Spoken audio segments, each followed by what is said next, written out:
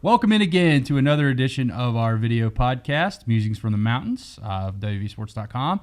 I am the managing editor of the site, Keenan Cummings. And I'm staff writer of the site, Patrick Kotnik. As I do always, I recommend you check out our producer's work, Tyson Murray. Some quality stuff. He does a show for us every week, and if you enjoy that, you'll enjoy what he does.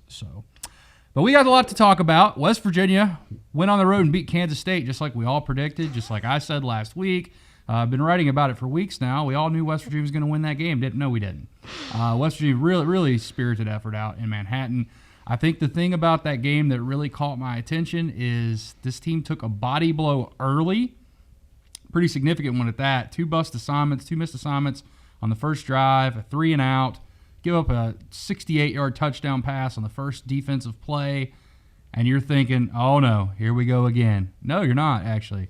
So West Virginia team showed some resiliency, Patrick. Yeah, they really did. I mean, going into the game, I wasn't really sure what kind of West Virginia team we get. I mean, obviously they went on the road, gave Baylor all they could handle, but laid an egg at home. Really curious to see what West Virginia team was going to show up, but like you said, Keenan, they showed some resiliency. They got down early, they fought back, they made Kansas State really uncomfortable. You can tell that throughout the game, especially with West Virginia's defense. Kansas State entered the game.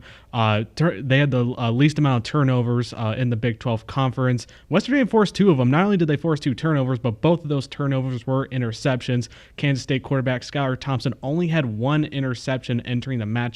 Thought that really stood out to me, just how the defense bounced back in general. And one other thing is just the offense. The run game, in the words of Kurt Russell and Miracle, wasn't good, but it was better. But it definitely helped them out, setting things up in the passing game as well. Yeah, there's so many storylines we could talk about. West Virginia holding Kansas State to 3.2 yards per rush. Teach me how to Daggy. Jarrett Daggy's first real start, and the way he performed. 3 touchdowns on third down. I think that was the critical stat of the game for West Virginia. Is Jarrett Daggy on third down was 7 for 11 for 116 yards and 3 touchdowns.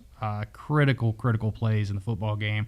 He kept his eyes downfield and extended plays. 2 of his touchdowns were directly results of him just buying time in the pocket and finding a guy down the field, keeping his eyes down the field.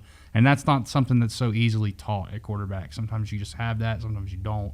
So it was exciting for West Virginia. I think you go from thinking, oh no, is this climb? Should we doubt the climb? To thinking, yeah, I think that there's some pieces here to work with in the future. Neil Brown had been knocking on the door.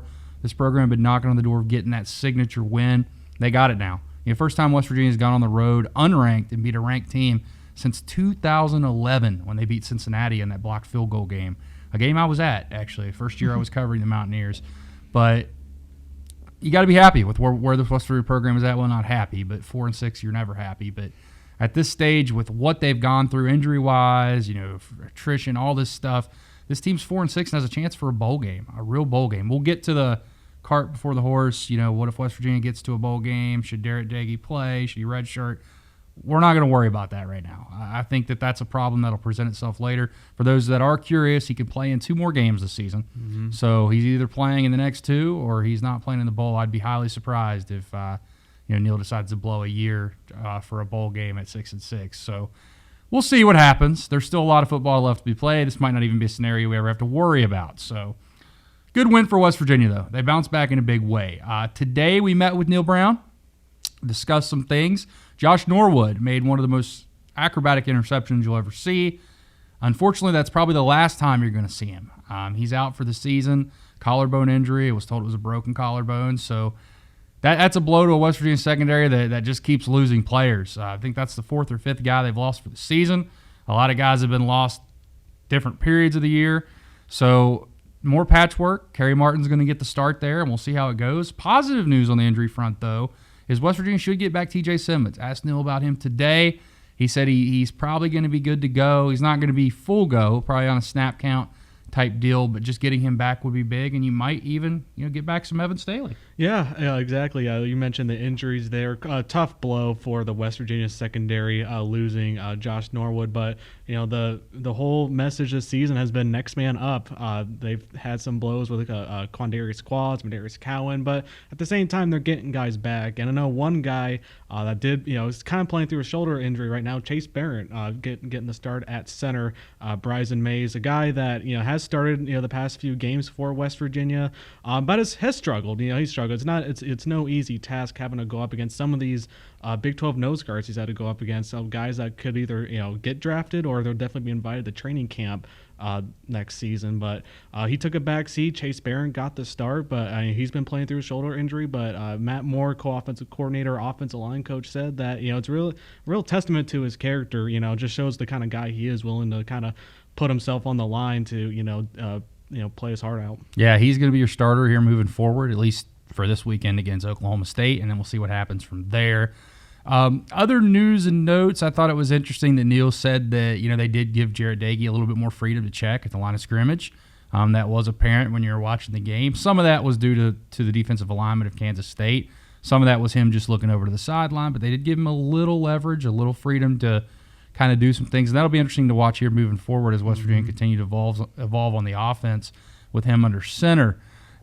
But really pretty cut and dry. West Virginia's going to have to take on an Oklahoma State team that's playing very well, has won 4 games in a row, has the best running back in the country. West Virginia saw him last year, actually, before you knew he was the best running back in the country in that late game that no one wants to talk about. We'll just leave it at that. Basketball side, though, we have some exciting things to discuss. West Virginia got 2 wins. 2 wins since last time we talked. One of them, the backyard brawl, rather convincing. The other one, maybe not so much, over Northern Colorado. Struggled for periods of time.